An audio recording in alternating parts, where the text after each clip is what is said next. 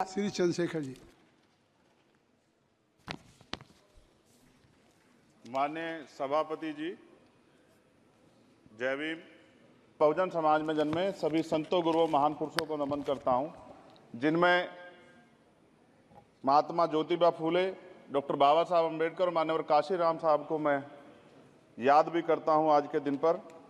साथ साथ नगीना की महान जनता और भीम आर्मी और हमारी पार्टी आज़ाद समाज पार्टी काशीराम के साथियों का भी धन्यवाद करता हूं। इसके बाद अपने कुल गुरु जगत गुरु सदगुरु रविदास जी महाराज को भी मैं नमन करता हूं, जिन्होंने दुनिया को लगभग 600 साल पहले बेगमपुरा शहर के रूप में दुनिया का सबसे महान लोकतांत्रिक दर्शन दिया। अध्यक्ष महोदय, माननीय सभापति जी, 14 अगस्त 1947 को ये देश अंग्रेजों के अधीन था। 15 अगस्त 1947 को हम लोग आज़ाद हुए। 16 अगस्त 1947 को देश आज़ादी में था, लेकिन धन धरती राजपाट में बंटवारा नहीं हुआ। जो साधन संसाधन थे उनमें बंटवारा सही रूप से न होने के कारण एक बहुत बड़ी आबादी सुविधाओं से वंचित और सम्मान से वंचित रह गई। उनको सम्मान देने के लिए और अंतिम व्यक्ति तक सुविधाएं पहुंचे, इसके लिए लोकतंत्र की व्यवस्था हुई। लेकिन आज़ादी के 70 साल बाद भी हम कहाँ खड़े हैं, इस पर ये चिंता का विषय है। मैं मानता हूं कि सामाजिक न्याय तभी होगा माननीय सभापति जी, जब जातीय जनगणना पूरी होगी और जातीय जनगणना कराई जाएगी और साथ साथ संख्या के आधार पर आरक्षण जो है वंचित वर्गों का बढ़ाया जाएगा। उसके साथ साथ जब राष्ट्रपति जी अभिभाषण पे बात रख रही थी तो उन्होंने शहरी और ग्रामीण क्षेत्रों के विकास की बात कही और ये भी कहा कि दुनिया में सबसे उत्तम शहर हमारे यहाँ बने। लेकिन माननीय सभापति जी, 70% आबादी तो गांव में निवास करती है, तो गांव की आबादी के बारे में भी सोचना होगा कि उनका जीवन कैसे बदले। माननीय सभापति जी, उच्च शैक्षणिक संस्थानों में बहुजन समाज के जो छात्र हैं उनके साथ कास्ट एट्रोसिटी हो रही है, निरंतर उनकी हत्या हो रही है। साथ साथ जो सरकारी कर्मचारी हैं दफ्तरों में, उनके साथ भी जो SC ST OBC और मुस्लिम और अन्य धार्मिक अल्पसंख्यक, उनके साथ भी माननीय सभापति जी जातिगत और धार्मिक जो है शोषण किया जा रहा है। इसलिए मेरी मांग भी है कि पुरानी पेंशन को भी अध्यक्ष जी बहाल किया जाए। जो कर्मचारी देश की सेवा में लगे हैं उनका भी सम्मान होना चाहिए। साथ साथ सभापति जी, भाजपा ने चुनावी लाभ के लिए सबका साथ सबका विकास के नारे दिए जो खोखले हैं, क्योंकि 10 साल में दलित, पिछड़े, आदिवासी, मुस्लिम और अन्य धार्मिक अल्पसंख्यक के जो अत्याचार हुए हैं वो किससे छिपे हुए नहीं हैं। ये गलत है, ये बंद होना चाहिए। सभापति महोदय जी, महामहिम राष्ट्रपति जी के भाषण में निजी क्षेत्रों में SC ST OBC को रिजर्वेशन देने का कोई उल्लेख नहीं हुआ है, जो कि आज चर्चा का विषय, क्योंकि 98% प्राइवेट सेक्टर है, 2% सरकारी सेक्टर है, तो 98% प्राइवेट सेक्टर में भी हमारी हिस्सेदारी की बात होनी चाहिए। माननीय सभापति जी, आशा कार्यकर्ताओं, आंगनबाड़ी वर्करों, भोजन माताओं के वेतन वृद्धि पे भी कोई उल्लेख नहीं हुआ है, वो भी अभी नंगे, उन पर भी सोचना पड़ेगा। माननीय सभापति जी, जिस क्षेत्र से मैं चुन के आया हूं नगीना से, वो बहुत पिछड़ा क्षेत्र है। उस क्षेत्र में कोई विशेष आर्थिक पैकेज नहीं दिया गया, रोजगार की सेवाएं नहीं है, नौजवान पलायन करता है। IIT, IIM, एम्स, केंद्रीय विद्यालय आदि शिक्षा में और चिकित्सा संस्थानों की स्थापना होनी चाहिए, जो कि नहीं है। और माननीय सभापति जी, मानसून सत्र आ गया है, मेरा क्षेत्र बाढ़ से बहुत प्रभावित है, इसलिए मैं आपसे आग्रह करूंगा कि वहां के लोगों को बाढ़ से निजात दिलाई जाए।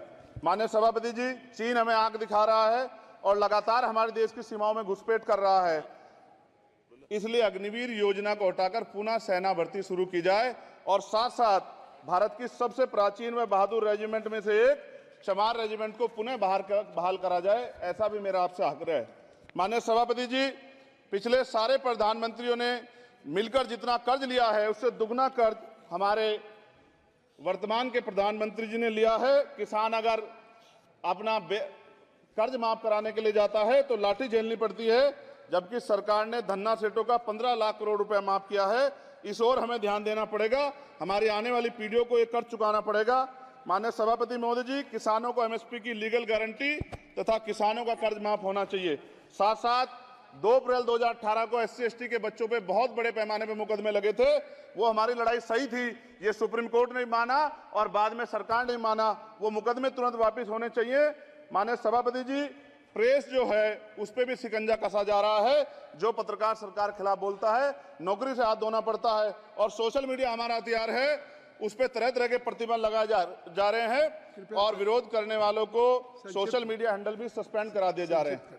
साथ साथ सभापति जी, पेपर लीक और परीक्षाओं के कैंसिल होने से देश के नौजवानों का भविष्य खतरे में है। नीट, यूपी सिपाही भर्ती सभापति जी और 69,000 शिक्षक भर्ती में आरक्षण घोटाला हुआ है, कोई पूछने वाला नहीं, खून के आंसू रो रहे हैं बच्चे, बेरोजगारी का दंश युवा झेल रहे हैं।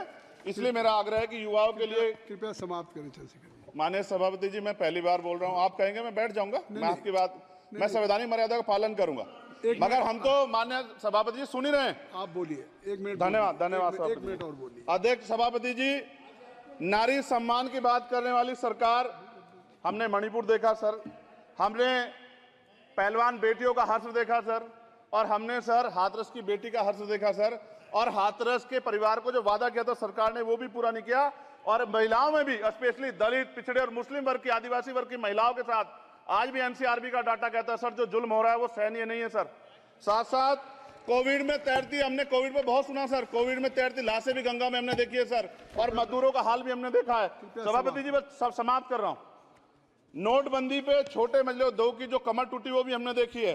सभापति जी, शैक्षणिक संस्थानों, विश्वविद्यालयों में, चिकित्सा संस्थानों में ओबीसी एसटी के योग्य अभ्यर्थी को एनएफएस करके जिस तरह निकाला जा रहा है, लेटरल एंट्री करके जिस तरह हमारे रास्ते बंद किए जा रहे, ये भी हम देख रहे हैं सभापति जी। साथ साथ मेरा ये कहना है सर, ये सबका इशू है कि प्राइवेट कर्मचारी सर और सरकारी भी कई जगह पे 8 से ज्यादा घंटों से काम करते हैं, और उनको जो सर उचित वेतन भी नहीं मिलता, तो न्यूनतम वेतन 20,000 रुपए तय हो और 24 घंटे की ड्यूटी। उदाहरण के तौर पे यूपी पुलिस सर बहुत पूरा काम करते हैं वो लोग। वो राज्य के विषय हैं, आप यहाँ सर मैं आपके राज्य सरकार के लिए भी आपके संज्ञान में डाल रहा हूँ विषय सर। पुलिस सब जगह है सर, लेकिन सवाल ये है सर, बहुत पसीना बातें हैं, 8 घंटे की ड्यूटी और वेतन विसंगति, वोटर स्कीम से उनको जो बाहर किया जाए। माननीय सभापति जी, 1 मिनट चाहिए सभापति जी। राष्ट्रपति जी ने धर्म के बारे में बात की थी, राम मंदिर से पहले हमारे गुरुगढ़ तुगलकाबाद का फैसला आया था राष्ट्रपति जी, वो सभापति जी अभी तक दिल्ली में स्थित सदगुरु रविदास जी महाराज का गुरुगढ़ नहीं बना। साथ साथ सभापति जी, अपनी बात को खत्म करते हुए मैं आपसे कहना चाहता हूं कि जितना देश दूसरों का है सर, इतना हमारा भी है।